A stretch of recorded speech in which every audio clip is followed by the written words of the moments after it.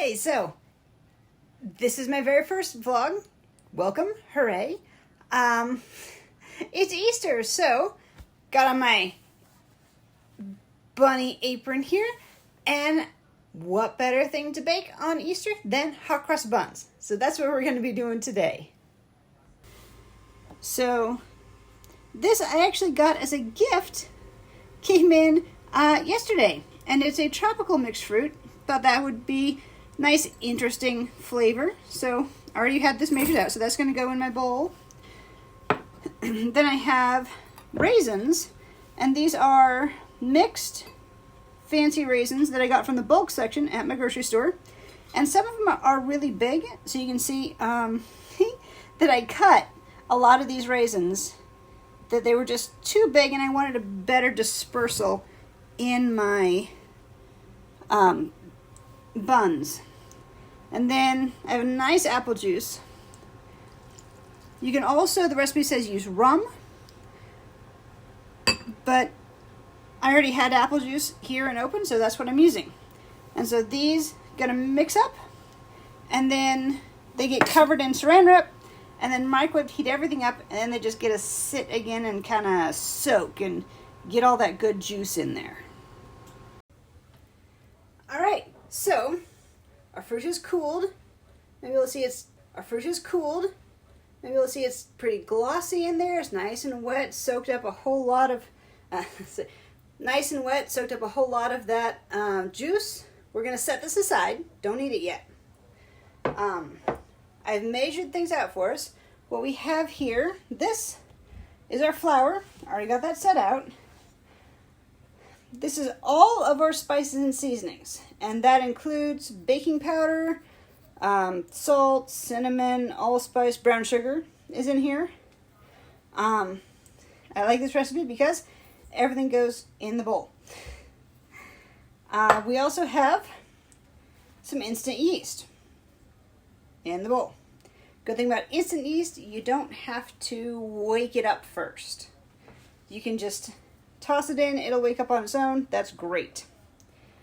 Also have milk. Put that in. And then we've got 2 eggs plus a yolk. Now we did not get rid of the white. It's over here. It's for later. But it's going to hang out over there. The 2 eggs and a yolk go in.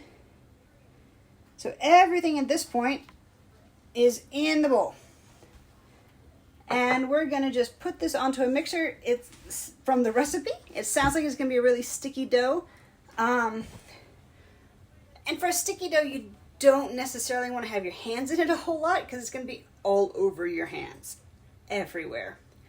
So really wet doughs are good to do in a mixer, just so that they don't make quite such a mess. Because to keep it from sticking to your hands, you would then be adding things, either oil or more flour, but you don't want to add anything to the dough because you're going to change its consistency.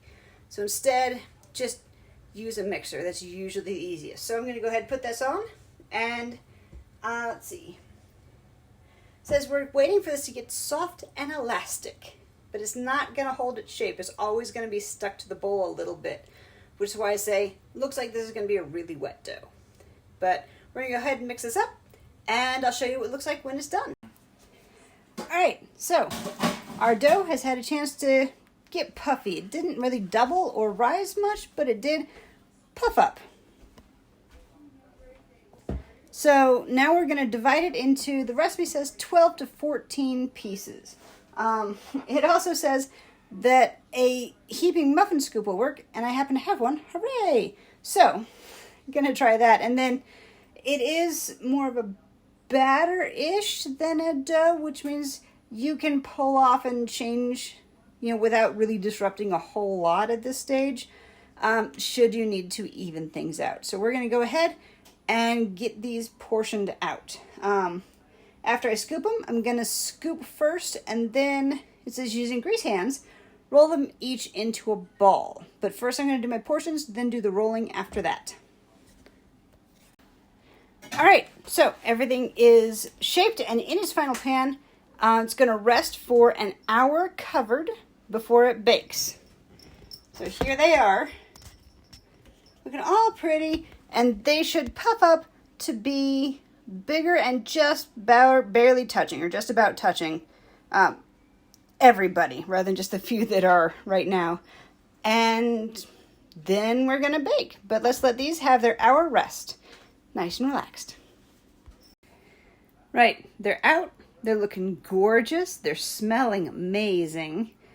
I'm going to show you now because stuff to trim out of the pan might not look quite as good after that. So here they are. Pretty, pretty things. So next I get to try to turn them out of the pan. They go into a cooling rack, wait till they're completely cool, and then they're going to get their classic cross bun iced cross. And then I get to finally taste it, which I can't wait. They're going to be great. All right, they're done. They're out. They're basically cool. I waited long enough until I didn't think the icing would melt too bad. But really, who's going to wait for these to cool all the way? Come on, I got to eat these. So, I did not do the piping. You're supposed to pipe the X's on the top. I think I might have mentioned earlier I don't like fiddly things. So, I drizzled rather than piped. Because these are for me to eat and I don't need them to look that gorgeous. So, here they are.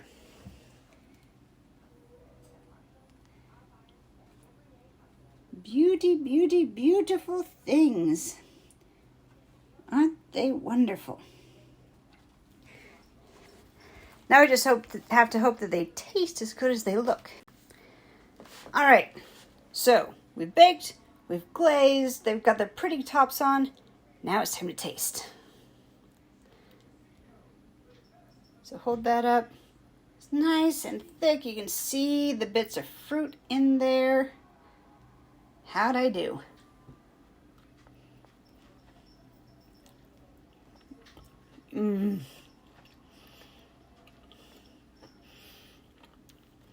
Why? Why would anyone buy these from the store anymore? Once you make it yourself, you're never going to want to buy this again because it's always going to be disappointing. This is amazing, and it wasn't that hard. A lot of this was just downtime, time to rise, time for the fruit to soak. This was really easy, and these are really, really good. So, yeah, make these. Don't buy them. Healthier for you, too. I mean, less preservatives. But that's my review.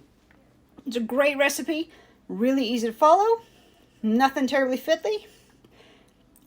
Really tasty product that comes out of it. This is really good. So I'm going to go finish this bun. Bye.